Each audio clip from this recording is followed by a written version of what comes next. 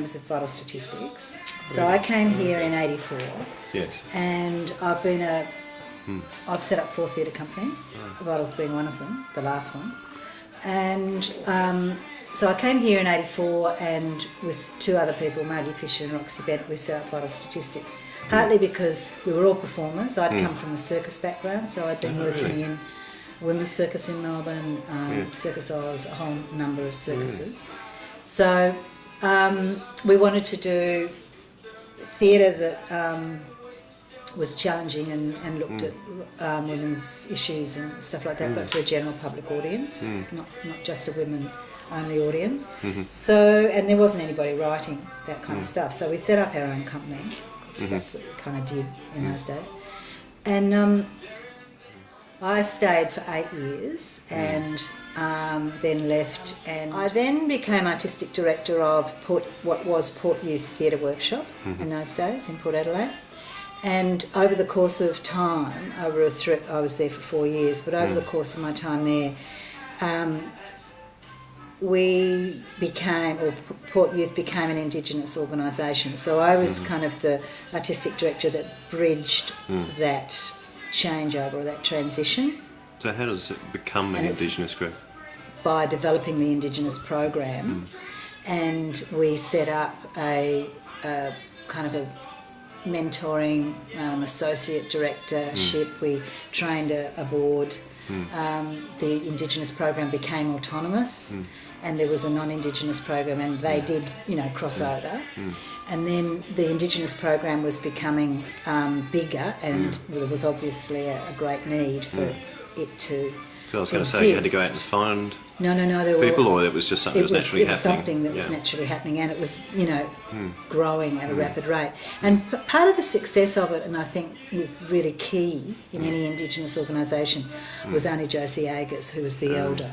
Yes, and she was talking at Vital Statistics. Yeah, and she was like the kin keeper. She knew everybody. She knew where everybody lived. She knew their parents. She would look after the kids. People trusted her and would let their kids come because they trusted Auntie Josie. Yeah. And so we set up a management committee, and that became stronger and stronger. And then came to a decision, well, is it going to become an Indigenous organisation or will it stay both? Yeah. Or what's the kind of changeover and stuff? What do we need as a strategic thing? And it was decided that it become an Indigenous organisation. So did that involve pushing anyone out who wasn't Indigenous, or was it? No, it wasn't about pushing anybody out. It was splinter that one off and call it something else, or? Well, it wasn't about pushing anybody out. It was just acknowledging what was happening anyway and where the energy was in the organisation. Yeah. And so there were a few. The non-Indigenous part of the organisation had fallen away anyway because there hadn't been any energy put into it. Yeah. Anyway, and kids were getting older, and it just kind of naturally flowed that the one that needed the support was the Indigenous area, and. So I trained up an associate director, an Indigenous associate director worked alongside of me for that last year, and then in my last year, and then I left. So there was a secession and a transition for that. We really supported, and so then they developed an Indigenous board. Yep. So they so it's entirely run.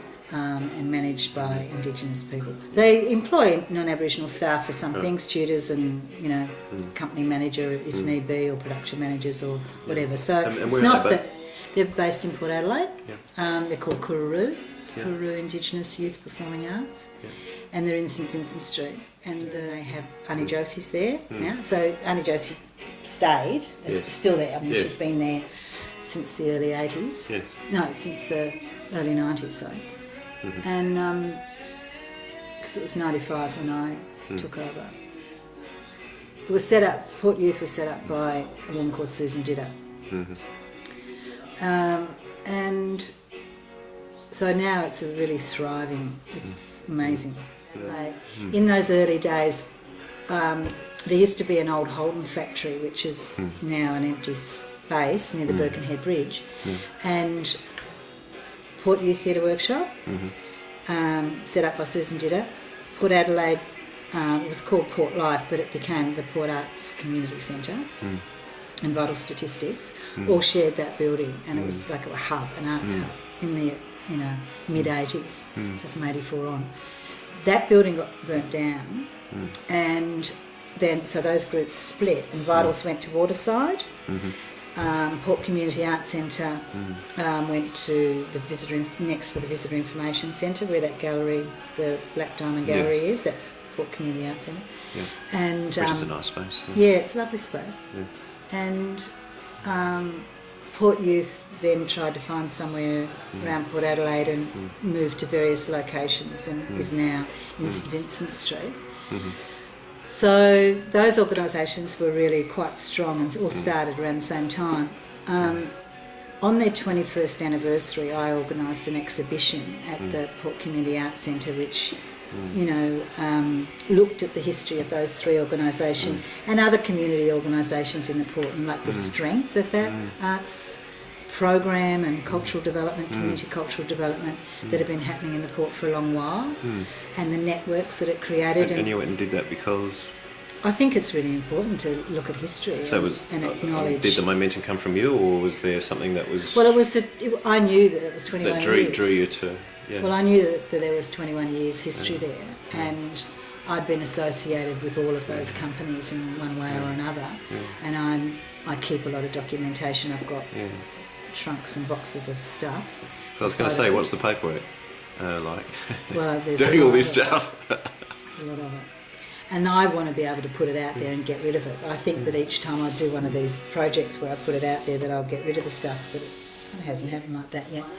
Anyway, so that was really significant. It was really successful, that exhibition. So each of those organisations put stuff in that exhibition, and that was great. And that was, Vitals will be 25 next year, so that was, like 4 years ago. We did that. And around that time, the Visitor Information Centre started, and there were a lot of artists even then in the port, and we were networking. So the history of networking of artists in the port goes back a long way, and it was way before the port was happening.